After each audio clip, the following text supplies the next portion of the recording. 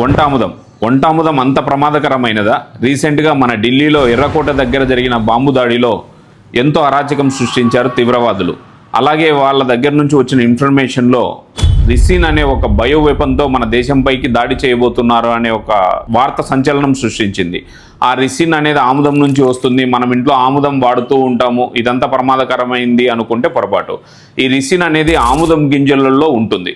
గానుగా ఆడిచ్చినప్పుడు ఆ పిప్పిలో మాత్రమే ఈ రిసిన్ మిగిలిపోతుంది, బయటకు వచ్చే ఆయిల్లో ఈ రిసిన్ ఉండదు. మీరు భయపడవలసిన అవసరం లేదు.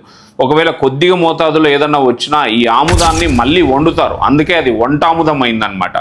సో ఈ వండినప్పుడు 80 డిగ్రీ సెంటిగ్రేడ్ దగ్గర లేదా 176 డిగ్రీస్ ఫారెన్హీట్ దగ్గర 10 మినిట్స్ బాగా కాంచినప్పుడు ఈ ఆముదంలో కొద్దిగా గొప్ప వచ్చిన రిసిన్ అనేది కంప్లీట్గా డీయాక్టివేట్ అయిపోతుంది. మీరు భయపడవలసిన అవసరం లేదు.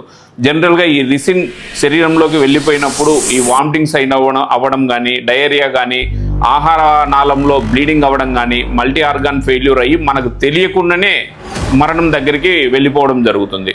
సో మీరు ఇంటికి తెచ్చుకునే ఆముదాన్ని ఎందుకైనా మంచిది ఒక 10 నిమిషాలు సిమ్లో బాగా కాంచి దాంట్లో పసుపు కొద్దిగా యాడ్ చేసి ఎత్తి పెట్టుకుంటే మీకు చాలా ఉపయోగకరంగా ఉంటుంది. Thank you.